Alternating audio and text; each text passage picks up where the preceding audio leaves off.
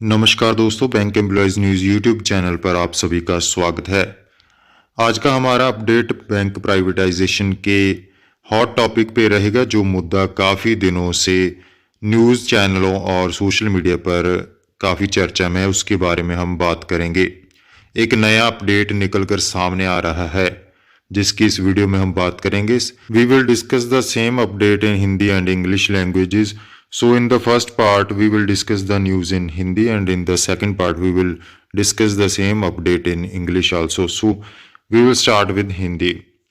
सरकार गैर निष्पादित ऋण को रोक सकती है, यानी कि नॉन परफॉर्मिंग लोन।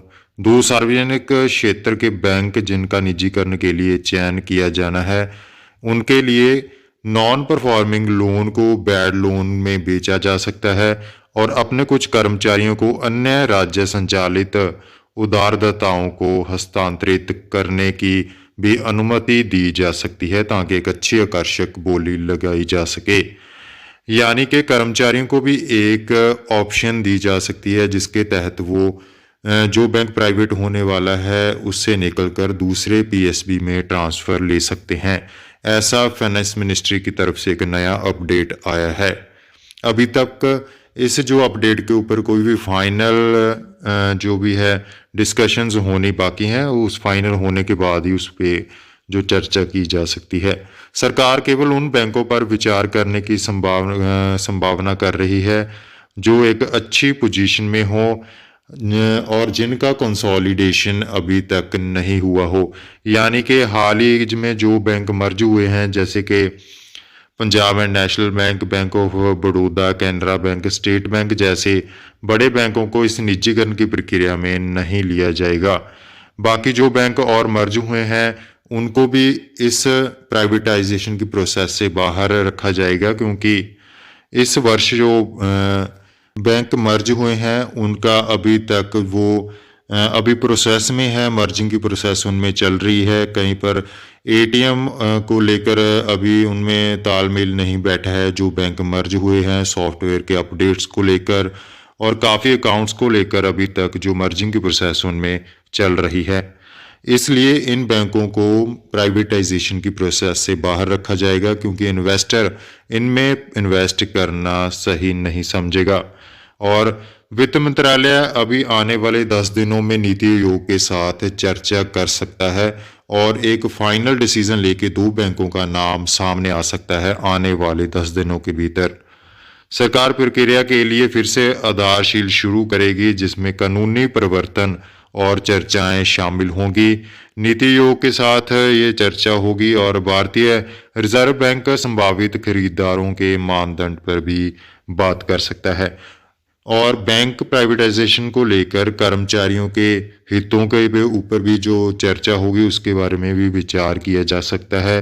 कर्मचारियों के हितों पर भी विचार किया जाएगा और वे पहले किसी अन्य पीएसबी में स्थानांतरित करने का विकल्प पेश किया जा सकता है। यानी कि उन्हें एक विकल्प दिया जाएगा कि वह प्राइवेटाइज होने वाले बैंक से निकलकर दूसरे पीएसबी में ट्रांसफर्स ले सकते हैं। निर्मला सीतारमण फाइनेंस मिनिस्टर ने 13 फरवरी को एक न्यूज रिपोर्टर से बात करते हुए कहा कि श्रमिक सहित सभी वर्गों के हित की सुरक्षा होगी, यानी कि एम्प्लॉयज के हर वर्ग की सुरक्षा बैंक प्राइवेटाइजेशन के दौरान की जाएगी। हमें स्पष्ट रूप से उन बोलीदाताओं के साथ बातचीत करनी होगी, यह देखने के लिए कि श्रमिकों के हितों की रक्षा की जाए। अगर दूसरी ओर बात की जाए तो 12 पीएसबीज में से Indian overseas bank, central bank of India और यूको बैंक अभी भी आरबीआई के प्रॉम्प्ट करेक्टिव एक्शन के अंडर चल रहे हैं। यानी कि इनको अगर प्राइवेटाइज किया जाएगा तो इन्वेस्टर कम बोली लगाएंगे। इसके लिए इन 3 बैंकों को भी इस प्राइवेटाइजेशन की प्रोसेस से बाहर रखा जा सकता है और जो बैंक मर्ज हुए हैं उनको भी बाहर रखा जाएगा। तो बाकी के जो बैंक हैं, जो बैंक मर्जिंग की प्रोसेस से बाहर रखे गए हैं और जिन पे पीसी लागू नहीं हुआ है, उन बैंकों के ऊपर विचार विमर्श किया जा सकता है। फाइनेंस मिनिस्ट्री आने वाले 10 दिनों के भीतर नीति आयोग के साथ एक विचार चर्चा मीटिंग करेगी। सो यही आज का हमारा ताज़ा अपडेट था। अब इसी न्यूज़ को हम इंग्लिश में आपको बताएंगे। The government could hive off the non-performing loans of two public sector banks that are to be selected for privatization and transfers some of their employees to other state-run lenders in a bid to make them attractive for buyers. The government is likely to consider only banks that were not part of the recent consolidation, which would exclude Punjab National Bank, Bank of Baroda, Canara Bank, and State Bank of India from the privatization process. We could clean up the balance sheet and then offer the bank for sale if it would get better valuation. All options are open, a senior government official said. Finance Minister Nirmala Sitharaman said in the budget for financial year 22 that the government intends to privatize two public sector banks and one state-run general insurance in the next financial year. The Finance Ministry is likely to hold discussions with Niti Aayog over the next 10 days to identify the candidates for privatization. The government will then begin the groundwork for the process, which will include legal changes and discussions with the Reserve Bank of India on the criteria for potential buyers. An RBI working group had suggested in the November that large corporate houses should be allowed to own banks by amending the Banking Regulation Act. The interests of employees will also be considered and they could be offered the option to shift to another PSB before privatization. Sitharaman told in an interview published on February 13 that the interests of all sections, including workers, would be safeguarded.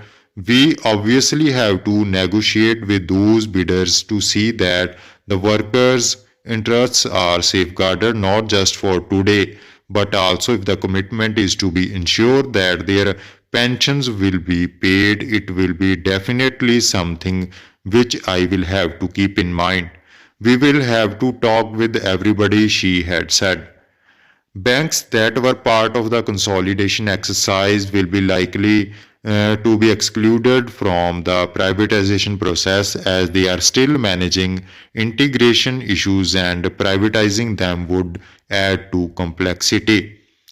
Consolidation exercises carried out at various levels including branches, ATMs, people, business, software, the official said, adding that the process was not complete in some cases because of the disruption caused by COVID-19. The government announced the merger of 10 public sector banks into 4 big ones in August 2019, bringing down the number of PSBs in the country to 12 from 27. Oriental Bank of Commerce and United Bank of India were merged into Punjab National Bank. Syndicate Bank was merged with Canara Bank, Indian Bank with Allahabad Bank, and the Union Bank of India with Andhra Bank and Corporation Bank.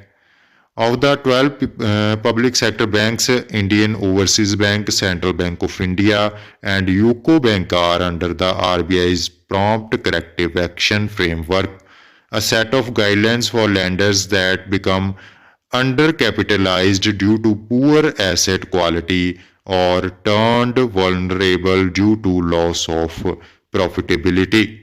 So this was all in today's update. Please share this video with all the bankers and family of bankers, and also don't forget to share this video with the pensioners and retirees also. So this was all in today's update. Please subscribe for latest updates. Thanks for watching this video.